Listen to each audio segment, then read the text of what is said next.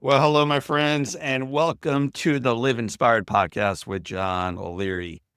Our guest today's name is Jason Wahler. Jason Wahler is an addiction and a mental health advocate whose personal battle with addiction shaped his mission to educate, inspire, and support others in recovery. This guy's got an amazing story. Once living a life of a reality television star, you're going to learn about it during this episode, had endless opportunities in the red carpet rolled out before him. He also, during that time, though, struggled mightily with substance abuse and was on the very brink of losing everything. After years of a very public struggle, Jason turned his life around and is now committed to helping others break from addictions and achieve lasting recovery in their lives. Today, on our episode together, Jason opens up and shares about his early struggles with OCD, the pressures he discovered in reality television, and they were mighty, the turning point in his life that led to his lasting transformation and what it means for you. He also shares the power of making amends, the role of faith in his life, and the dedication to helping others rewrite their own stories. My friends, this episode is going to serve as a powerful reminder that no matter the challenges that we face, regardless of the difficulties we have been part of, regardless of the mistakes we have made, indeed, redemption is possible and the best is yet to come. You're going to love this episode with my new buddy and now yours. His name is Jason Wahler. Jason, welcome to Live Inspired with John O'Leary. Hey, John, thank you so much for having me, brother. Grateful to be Man, here. I have been looking forward to this since we first booked the opportunity to sit down with you. And I'm grateful for those who stepped in a minute late and they missed my rambling introduction of you. If you were forced in Franklin, Tennessee to introduce yourself to a new friend and they said, Jason, tell me about you, what would you say? Man, that's a great question. Off the bat, I would say I'm a believer. I love the Lord. I am married. I have two kids with a third on the way. I'm somebody that is a big advocate for mental health and addiction. I've had my own trials and tribulations, and God has helped correct me and put me onto a path to be a beacon of hope for those that are lost. I am somebody that loves being outdoors, natural highs. I love the nature. I love fishing. I love hunting. I can't surf much in Tennessee, but I do love surfing. Love wakeboarding, love skateboarding, mountain biking, anything that has to do with outdoors, and a family oriented man that holds God and his family and his faith at the ultimate highest, and somebody that's constantly willing to grow, learn, and to be a better person. Mm. When people hear that introduction that you just gave yourself as you're celebrating your life today, they may have missed the profoundly difficult journey that got you here. Yeah. And that's what I'm excited to celebrate, not because it's fun kicking a dog when they're down, but for the rest of us when we are down to know that there's stories like yours and countless others that are so redemptive, so filled with despair at one point and now replete with hope in the next. So I'm gonna have you get back into the moving truck. We're gonna leave Nashville, Tennessee, and we're gonna go back out to California. I think you're the youngest out of four. Is that true? Yes, I am. I'm the youngest of four. You mentioned wakeboarding and on a bike and all this crazy stuff that you like doing still today. I would imagine you spent a lot of time as a kid growing up outside. I did, man. I had such an incredible childhood. I was born and raised in Laguna Beach, California, as the youngest of four. I got two older brothers and an older sister, a very connective family. Parents who are incredible. They actually just celebrated 52 years of marriage, raised us with amazing morals and values. But yeah, growing up, man, it was all about, we've still to this day have a house out in in Lake Arrowhead where we do a lot of wakeboarding, fishing, skiing, house in the desert we've had forever. We go out there and golf and just spend time together as a family. Obviously, growing up by the water, surf, skimboarded, boogie boarded. It was just a part of our daily culture and what we did. And just being outdoors was something that I thrived in. That was my area and what I loved doing. And I was grateful that my whole family loved participating in that because family trips was a huge part of that wherever we would go. I've heard you share with other folks that you, in addition to loving wakeboarding and family hunting and fishing, you quietly struggled, that you had OCD from a relatively young age. How did that show up in your life as a kid? It was crazy. Looking back at my OCD, so I struggled with OCD probably from the ages of, it started probably at 11, 12, 13. And to paint the picture for people with OCD, obsessive compulsive disorder, I used to wash my hands until they would bleed to the point where I'd have to put neoprene gloves on with Neosporin to basically treat what I was dealing with. And it was bizarre going through that because that mental health issue came out of nowhere. And I don't know if it was because of going through the early stages of puberty. There was nothing that was really catastrophic or crazy that had happened in my life to trigger an onset of something. But this started to develop and it really started to take control of my life at a very young age to the point where it was debilitating. Did anyone know it, man? You got all these siblings around. Your parents have been together 52 years and they're raising you all as best they can. And you have coaches in your life and teachers and friends. Were folks aware of what you were going through? My parents knew everything that was going on. They were there the whole time, right alongside with me. But they obviously could see my hands. They knew something was going on. And my parents, to the best of their ability, did what they could. And we ended up seeing psychiatrists, we ended up seeing doctors, we ended up seeing therapists, and did everything that we possibly could to address and to treat the underlying issue. But unfortunately, at that time, again, it was not really able to communicate what it was that I was going through. You have to keep in mind this was back in the what mid 90s this was going on, and again, it was just there was obviously something that was there. But when I'd seen psychiatrists, they basically gave me medication which helped mitigate the symptoms, but we never dealt with the true underlying issues. That is just the beginning starts of where this Right. started to go, because the medicine obviously helped, but we never were able to really find out what the underlying issue was. And that's where you look at in my story at a young age too, and the reason why this was so challenging is at 12, 13 years old, I was forced to live a double life because on one side, I was perceived as a popular kid. I was outgoing, I was athletic, and very relatable. And then behind closed doors, I'm dealing with this OCD challenge where I'm telling my mom and dad, Mom, I need the gloves again. My hands are cracking, they're bleeding. And so it was this double life that I was starting to live.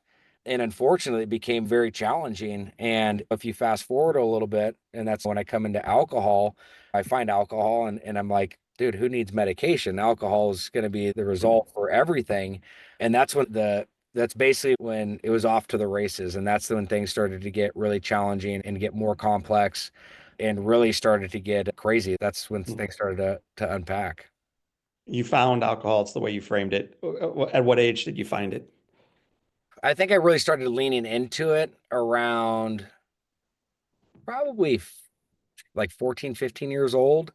It's funny, the first time I ever encountered alcohol, which I'm going to save us the grace of the story. I've already shared it on another show, and it was quite embarrassing. But I'll tell you this much: it was not like this profound, incredible experience with alcohol. It was actually quite the opposite, which would make anybody probably not want to turn back to alcohol. And from my side, I didn't have this like glorious interaction the first time that I'd had it, but obviously after a couple interactions and started to partake, because the first time I'm alluding to is I didn't even really drink. I was actually terrified of it, to lose control of your body and stuff, and what the people around me were doing. It was definitely didn't want to be doing what they were doing. Let's just put it that way. But after a few times down the road, it's something that I obviously leaned into, and I started to lean into pretty heavily 15, 16, 17. And that's right around that age is when I was started struggling more so is when I entered into my first program. I actually went to a wilderness program called Walkabout, and then I went to a boarding school after that called Discovery Academy, and that was something that was mutually agreed upon. Obviously, I was struggling. I was wanting to make change, but just didn't know. Again, as you're 17 years old, you're the most impressionable. Right. There's a lot that's going on in your life. Part of it was to maybe get some of the heat off of me a little bit, but part of me was not resistant to getting help. Again, it goes back to that family dynamic that I had that was very connective and open and communicative. We did things as a group and made that decision, but that was just the beginning and the first of many. It's the first of many. So you got this kid who's got a hole in his heart already, trying to fill it with all kinds of things. And then in the midst of what you're already using as your mask, you get dropped into a television show that becomes the number one television show in the world, courtesy Yeah. MTV.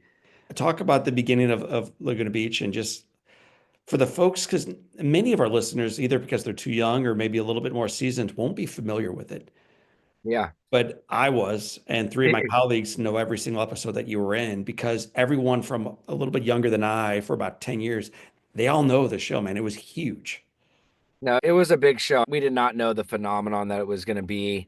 But again, like I said, you take somebody that is struggling, has got his own underlying issues going on. I always told people I had an overinflated ego with an underestimated sense of self-worth.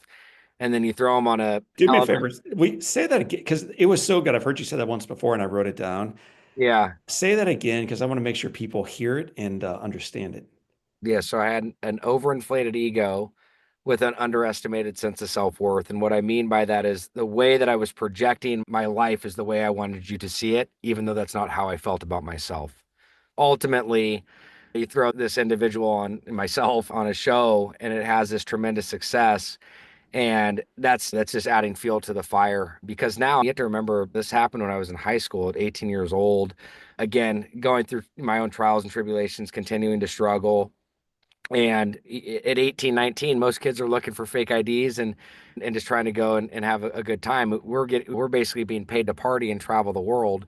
And life became very distorted. I was basically go to high school. I was supposed to go to college. I want to continue to play baseball. And overnight with this show, that whole trajectory changed dramatically. And then it ended up moving up to LA. The show did very well, which again, I thought it was just going to be a one-off type of thing and have your senior year documented and boom, Yeah. you're off to the next thing. And that wasn't the case. The one of the girls I was dating at the time ended up having a spinoff, which was The Hills, and that dominoed into a whole nother series and a whole nother show that again, you got to see a lot of my story through that. 'Cause I went through a very public battle with addiction. It was no secret of what it is that I was going through. And actually looking back, I actually watched one of the shows about a year ago and one, I don't know how the shows did as well as they did. They weren't as good as people thought, but I was sick, man. I was really sick. And again, I think it just goes to show is obviously people knew something was going on, but it's not nearly as apparent as it is today with what I was struggling with. I think some of that was more of a social norm to a degree. I'm not saying all of it by any means, but just looking back, it's like it's black and white how much that I was struggling and obviously completely under the influence and just going through a lot of my own developmental issues. And that was a really hard time in life. And again, is at that age where the family dynamic, have the close relationship and stuff with them. But obviously that became distorted because lost sight of who I was and it became my way or the highway. During that time, I started becoming independent. Most kids at 18, parents still have pretty good financial restraint to a degree over them.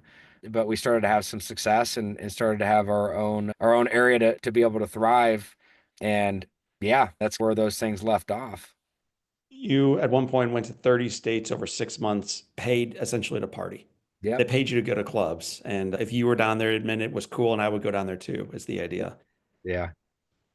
As you're going through this addictive lifestyle, as you're partying in all the clubs and hanging out with all the girls and seeing the flash bulbs in front of you, what was your dream? What were you living just for the next party, or was there a vision you had for your life beyond that? Dude, at that moment, I was so lost.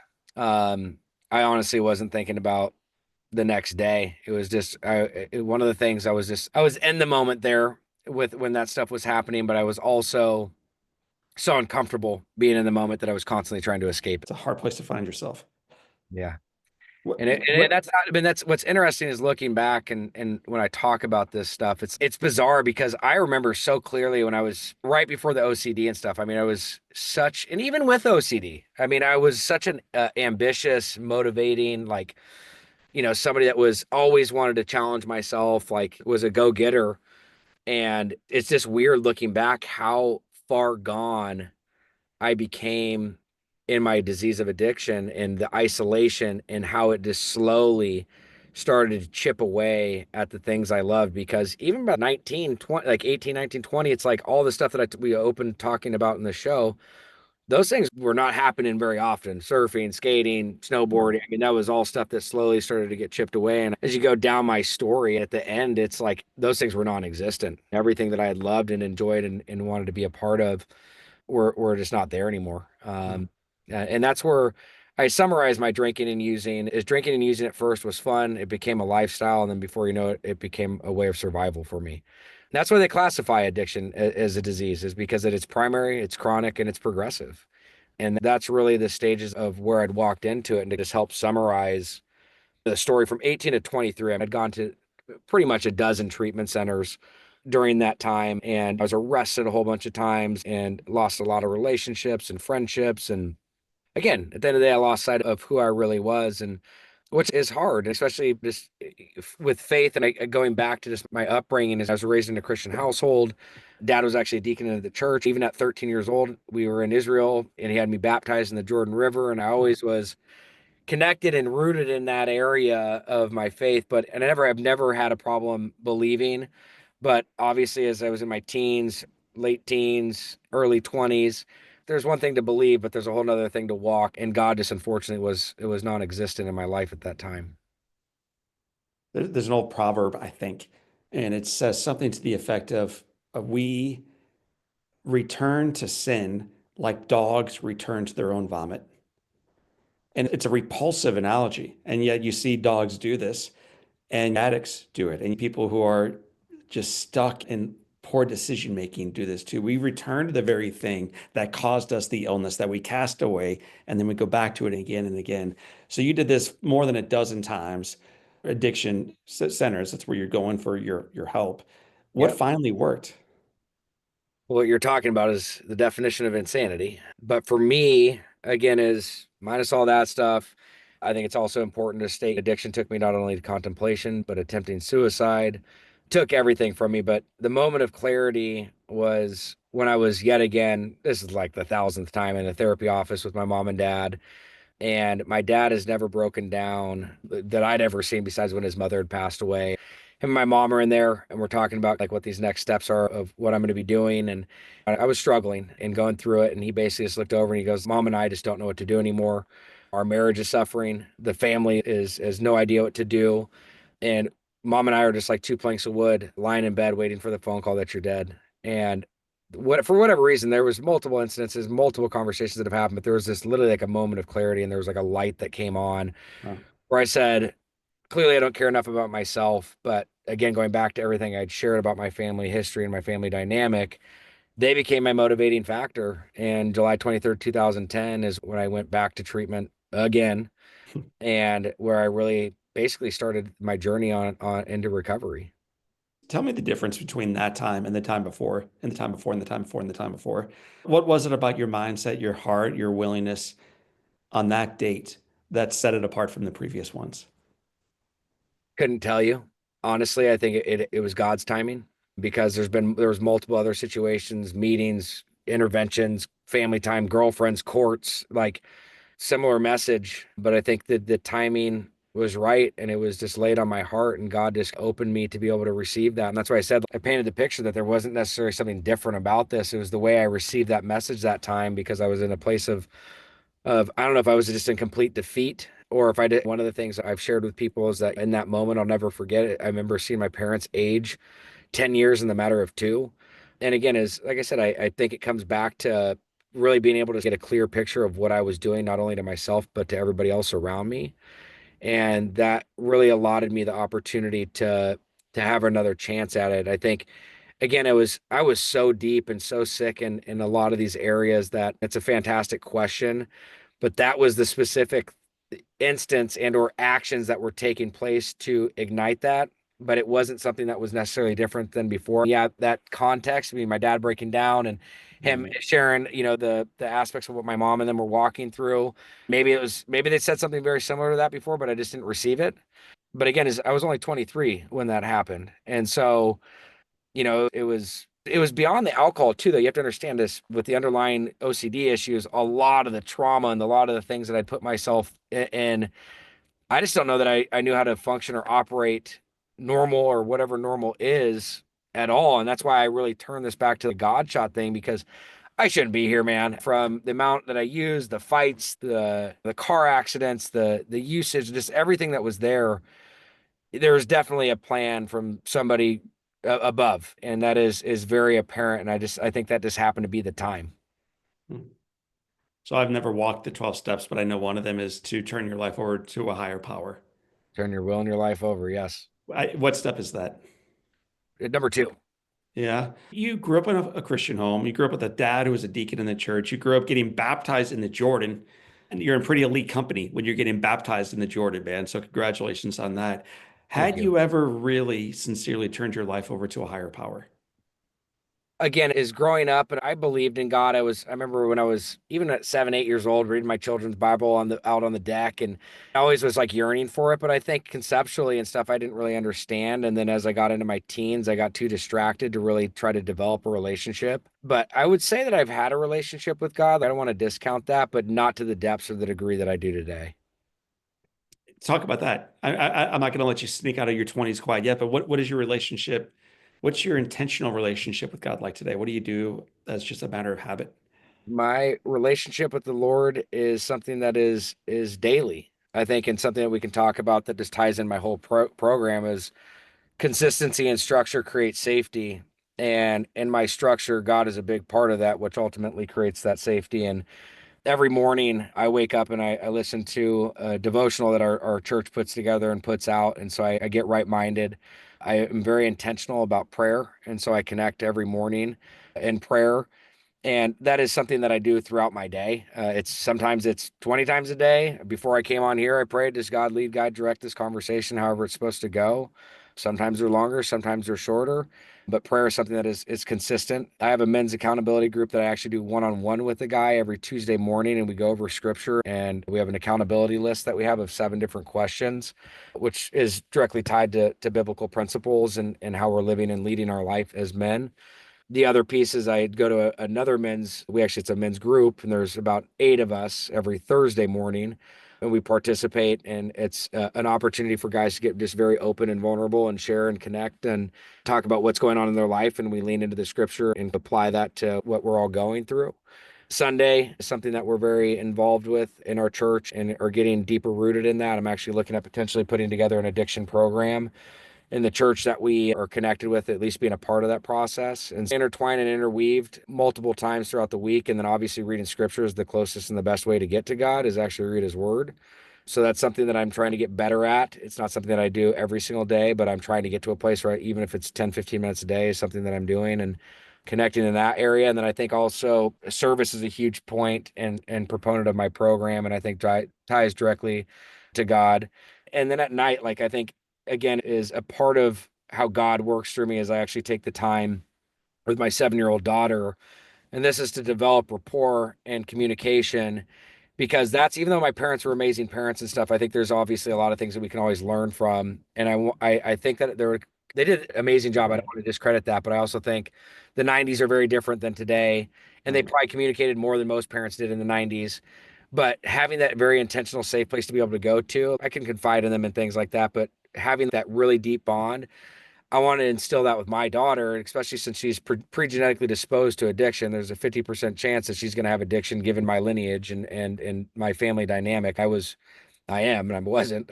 I'm Cherokee, German, and Irish. Should have had a stamp on the forehead when I came out of the womb. And all jokes aside, looking at that, I'm very intentional with Delilah. And we at night we basically do what 4 questions. It's what was good today, what could I improve upon, what am I grateful for, and what's my goal. And that right there has allotted us an opportunity to really develop rapport and connection at a deeper level.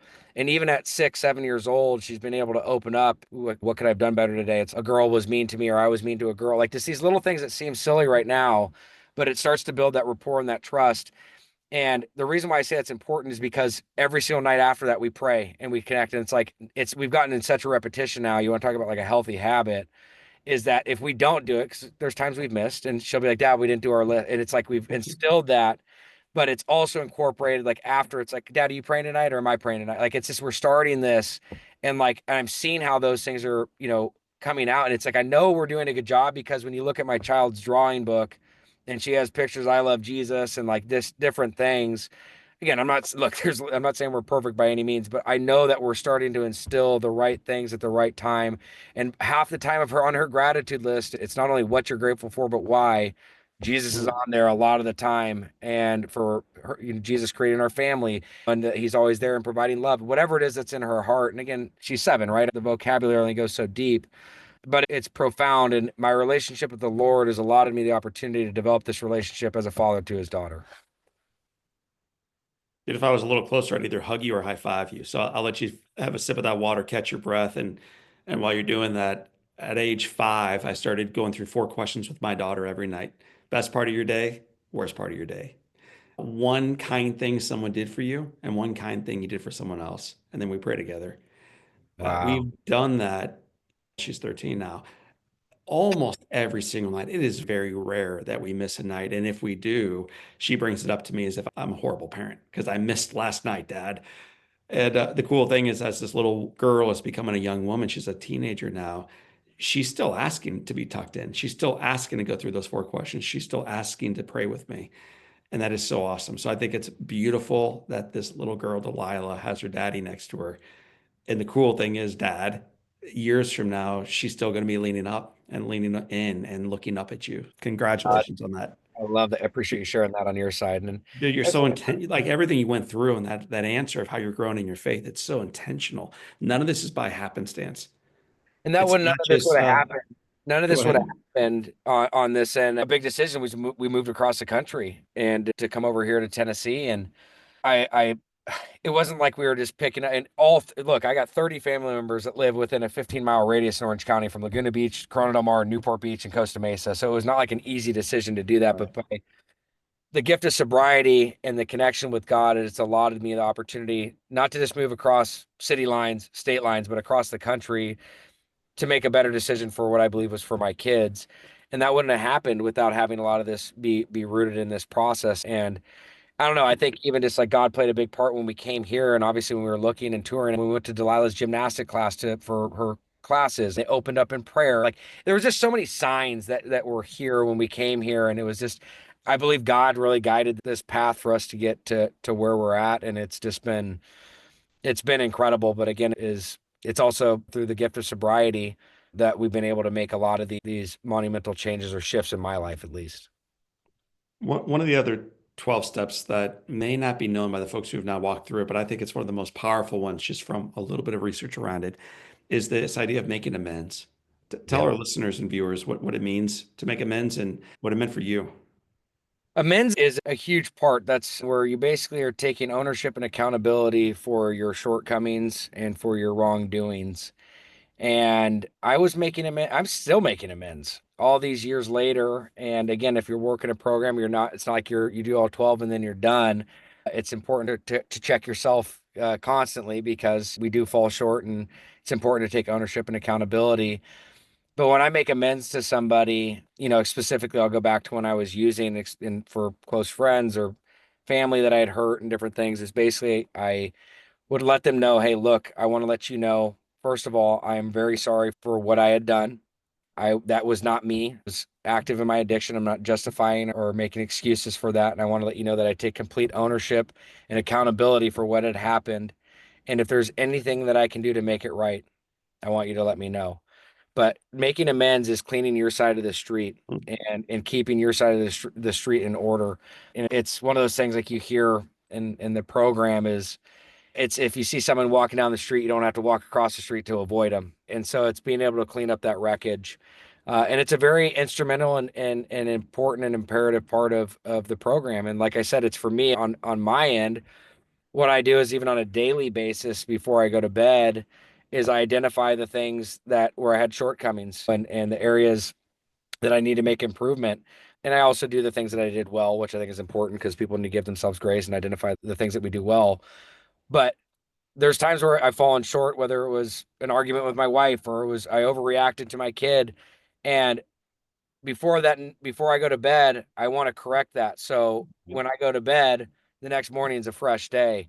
And I think it's something that I implement on a daily basis now, which is important. But when I was going through the steps initially and making my amends, it was a huge part of the recovery process. And it's also a very freeing part because it's about ownership. You're basically like a quote book. Like when I listen to you speak, when you do interviews, when you write, about every third sentence you use is something you could tweet out. Like it's so solid. One thing I've heard you say a couple times is what is predictable is preventable. Yeah.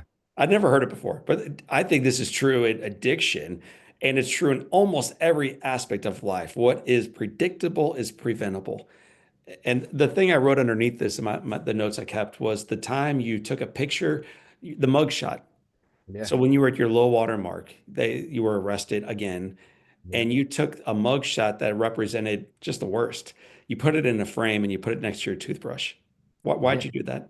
Man, you did your due diligence, brother. You're bringing up stuff I even forgot about. I did that because it was a reminder. It's something where I was advised of me to just because relapse was a part of my story and just what I was going through, and it was a visual reminder. As we know, a picture says 1,000 words, and it was something where I obviously brushed my teeth a couple times a day, I hope. And I opened that drawer, and it's just a reminder of like, I don't want to go back to that place today. And it was one of the most humiliating, toughest, hardest times I was going through. I had a few of them, but that was one that I was able to have documented and keep that as a reminder. And I say what's predictable is preventable because I also think when it comes to recovery and stuff, and people argue with me, and people that are much smarter than me, doctors and different things. But for me, in my story, what I can say the truth is behind this is that I don't think relapse is necessarily a part of recovery. I actually think it's a lack thereof. Because when I had 5 years of sobriety after I actively arrested the disease and after I got stabilized and I started to do everything that I needed to do and I started to get into a life of recovery, I ended up relapsing down the road. And if I look back at what was going on in my life on year 4, 4.5, whatever it was, I stopped doing everything that I had done to get to where I was at. I Right. look back, I'm like, the meetings fell off. Therapy fell off. My sponsor stopped communicating with my sponsor. All these things started falling off. And again, I'm not saying that I relapsed all the time, but I look back and I can see though there was areas where I completely had fallen short. Lack of honesty, lack of willingness, lack of reaching out and doing what was advised of me. And that was something for me as a part of my story is I saw that. And that's why for me, this time around, after just taking 5 years, December 17th, it was important for me. And it's important to me on a daily basis to have a routine and have a structure in place because it is upon me and on myself to work a program and to have that in order on a daily basis because drugs and alcohol aren't the problem. Those were the solution. And so it'd be if everybody just was trying to come off of drugs and alcohol, they'd go to detox and be on their happy way. It's the thing between my two ears that gets all distorted and often thinking. So it's for me on a daily basis to make sure I keep that in check and have that routine in place. And trust me, I'm not perfect with it. And just because I'm sober does, I have hard days. I mean, we talked before the show. This last month has been brutal. This last week was just trying to survive. But again, as I had to make sure that I was doing the key things for my program to keep in order and keep in check to continue to thrive. And I can start to see it. You hear the term dry drunk. You hear people that are struggling, and Yeah. it's because there's a big Super difference. common. There's a big difference between somebody that's abstinence of drugs and alcohol versus somebody who's living their life in recovery. And so I think it's important. Like for me, I can tell when I'm starting to get into the dry drunk phases. I'm irritable, I'm restless, I'm discontent, I'm frustrated, I'm argumentative. I just all the different things that are there.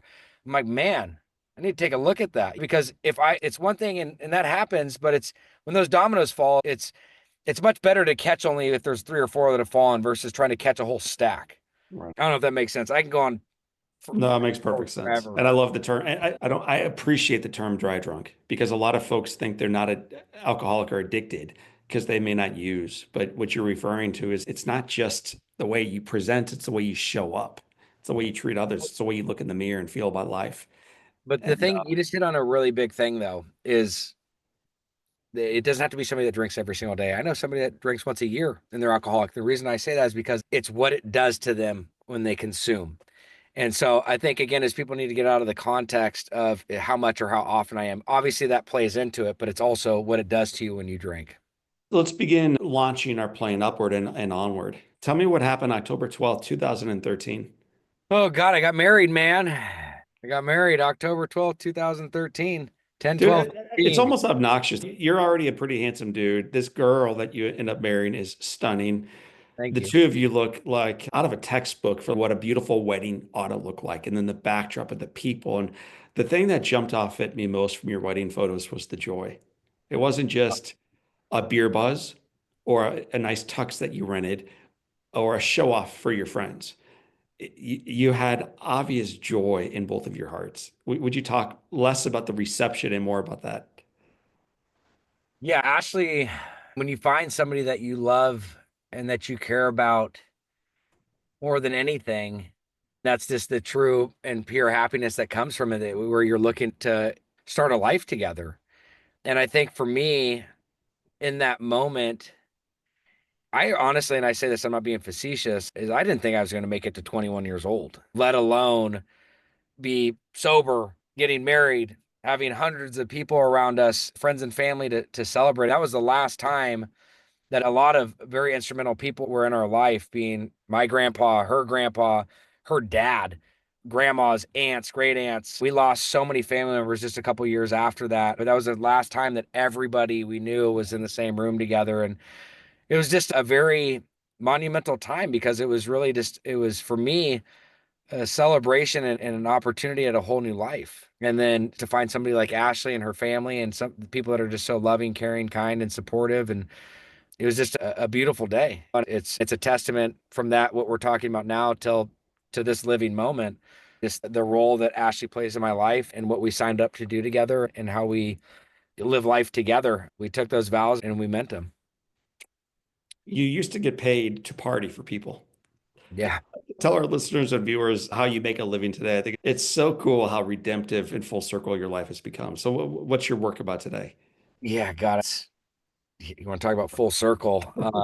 It's incredible to see how God is worked in my life. And so I'm actually the director for Dr. Amens Change Your Brain Foundation. So I run his foundation, and we have three main pillars, which is research, education, and scholarships. We're really at a place where we're trying to end mental illness by creating a revolution in brain health. I work at A-List Health, which is the first ever JCO accredited, Joint Commission accredited at-home treatment provider.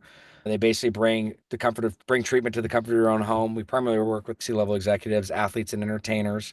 It's been an incredible business. And then I speak all over the country, which has been incredible. My wife and I do that. And then the thing that I've been most excited about recently in this last year and a half is Sober Sure and Sober Safe, which is the first ever transdermal alcohol monitoring detection system. Basically, the band has got GPS tracking, alcohol monitoring, band removal notifications, and we're utilizing that for people that are coming out of treatment for higher level of accountability and establishing trust. The court systems we're working with, we're using it from a preventative measure for young teens and new drivers. We've partnered with Mothers Against Drunk Driving, but just being a part of all of these conglomerates that are so supportive and intertwined with one another to make a difference, it's truly incredible. And obviously, a spokesperson just for mental health and addiction as a whole, as a lot of people struggle. Addiction is the leading cause of death in America for 50-year-old individuals and younger. And just if I can share my story and create some sense of relatability to let people know they're not alone and that there's a way out and that there's a solution, then that's what I try to do today in every area. But I basically try to align with things that are for making a difference and creating a better quality of life for people. And we live in a bizarre world, man. We live in a very sick world, a fallen world. And so anything that we can do and align with people that are making a difference is really important. So I mentioned ahead of time, I did over prepare. I have 42 pages of notes from previous books, podcasts, interviews you've been on. One of the quotes I wrote it down twice, so it must be somewhat meaningful, at least to me. These are your words. My early life was all about me. Today, my life is about helping others and not looking for anything at all in return. Then you paused for a moment, looked up and said, and it's a far better life because of that shift. Yeah. As we get ready to move into what we call the Live Inspired 7 questions, unpack that quote for me. Why is your life better today? Because you're less worried about you and more focused on others. I'll start by, I mean, I really try to have a mantra that I live by every day. It's do something nice for somebody and don't get caught and don't look for accolade or appreciation within that. And I've learned through my own trials and tribulations, when you get out of self and help somebody else, one, it makes you realize that you don't have to focus so much on yourself, but two is everybody's going through something. Today, literally this morning, I was dealing with somebody who was being kicked out of a program, and they're trying their very best, and unfortunately, they just weren't fitting the mold. And to be in a place where, again, drive an hour down and go connect with the person and meet with them and be a part of that process. They just weren't a right fit for this place. And to see the disappointment and the discouragement on their face, but to be able to be there and be somebody that they could have a shoulder to lean on and confide in and know that they're not alone and that we're going to continue to work to find the right place that's going to be the appropriate to be able to address what it is that they're doing. There's no amount of money, there's no amount of drugs or alcohol that can fulfill what that does. And like some of the things that I've experienced, whether it's around the holidays or specifically like Christmas, Thanksgiving, major holidays, is I'll get text and voicemails and stuff from people just saying, thank you so much for being a part of our life and allowing us to have our dad back, our mom back, our brother back. And there's just something that it does to you neurologically that is, I mean, it's your brain produces more potent chemicals than heroin. You just got to let it work. And that's one of those amazing things is giving back and being a part of that. And I think I love seeing people when they're in these early stages when they're struggling. I don't love seeing them struggling, but I love seeing the journey that they take and where they end up. It's amazing to see somebody where they are at day one, where they are at 60 days, 120, 6 months, a year. It is, it's crazy. And there's nothing better than that. Jason, we're having this conversation. You've got your wife waiting for you. I've got kids at home, and my wife's waiting for me, and our lives are good. And we've worked through some of the struggles and are working through other struggles. But the skies are clear now. For someone listening to our voice and our conversation, thinking, man, I'm glad these guys are where they are, but that's not my life. I didn't end up with the girl. I didn't end up with the kids. I'm still struggling with some type of addiction. I haven't achieved what I thought I might professionally. I wasn't born with the right type of genetic code. Whatever the rationale might be for someone just dealing with despair right now in their life, what's some encouragement you might guide them with right now? What's something they could do? I think the first thing is you're not alone. There's millions of people out there that are struggling, millions. And I think it's one is give yourself some grace. Look in the mirror and try to say something positive to yourself. And it depends on the level of what it is that you're struggling with. And for somebody that's struggling with addiction, I would advise you reach out, talk to somebody, whether it's your friend, your parent, your brother, your sister, whoever it is, connect with somebody and just be able to be open and vulnerable around what it is that you're going through. And just in general, if somebody's Right. just going through stuff, is create awareness to it. Identify what it is that is going on. And it's a triple A modality that I live by. It's awareness, acceptance, and action. If you're not aware of what's going on, you can't accept it. If you can't accept it, you can't take action.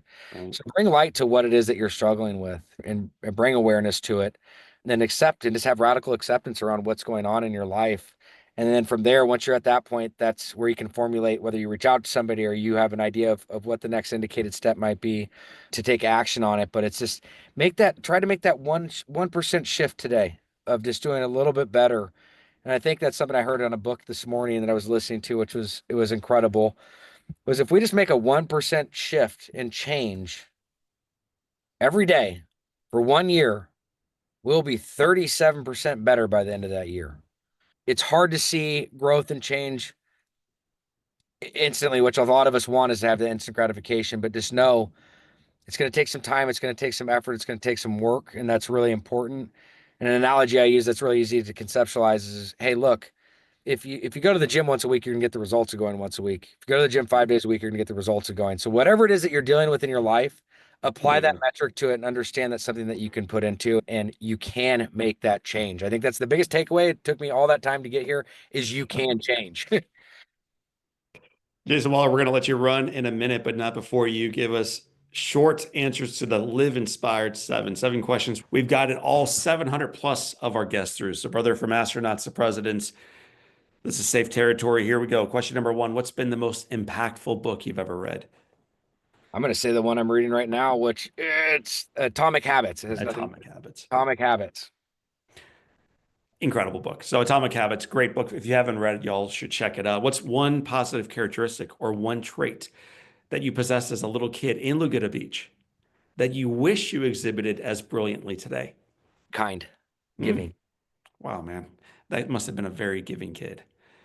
If your home caught fire and your wife and kids and animals are all out and you have an opportunity of running back inside and grabbing one item, what's that one physical thing you would grab?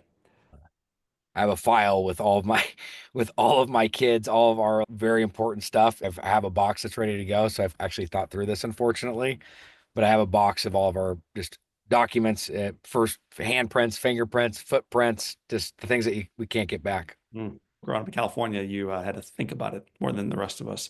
Yeah. If you could sit on a bench on a gorgeous day and have a long conversation with anyone living or deceased, who would you like to be seated next to? Jesus. What's the best advice Jesus or anyone else ever gave you? I'd have to go with Philippians 4:13. I can do all things through Christ who Wow. strengthens me. What advice would you give yourself at age 20 in the middle of the rock party, man? What advice does that kid need to hear from you? I would have told myself to be completely open, honest, and transparent around what I was going through. Jason, it has been said that all great people can have their lives summed up in one sentence. How would you like yours to read? He was a loving, caring, kind father who was always there for his kids and put others before him. Mm. The bad boy from Laguna Beach became a loving, caring, compassionate father and husband and friend to countless individuals, including the one asking the questions today. I'm grateful for your shift. I'm grateful for your redemptive story. I'm grateful for your life, man. I appreciate you. Thank you very much, John. My friends, that is Jason Wahler. My name is John O'Leary. Today is your day. What a gift it is. Live inspired. My friends, I love the mantra that Jason Wahler shared during our time together. Do something nice for somebody and don't get caught. Let me say it again, because I think either we aren't doing this thing or we're hoping we do get caught. So here we go. Jason's quote: do something nice for somebody and don't get caught. So today I'm going to give you a challenge as we wrap up this episode. Live Inspired podcast community, I want you to go out of your way today to do something kind for another individual, whether it's a small gesture or a mighty one. Do something kind for someone and seek no credit for it. The reward, it turns out, is the act of love itself. My friends, if you enjoyed today's episode on recovery and generosity and love for life, you will love my conversation with Katie Collier. Katie has an amazing life story. I'm not going to unpack all of it for you today, but a woman who has experienced all kinds of hardship, and yet she has built up a mighty business, Katie's Pizza, right here in St. Louis, with now a global platform to do work around the world. It's an amazing story. Today, Katie celebrates more than 12 years of sobriety, 3 successful restaurants, an emerging player in the national consumer packaged goods space, and global impact. You're going to love this episode. Her incredible journey of recovery, the pivotal role that family played in her success, and her unwavering commitment to creating moments of joy and connection through her culinary creations.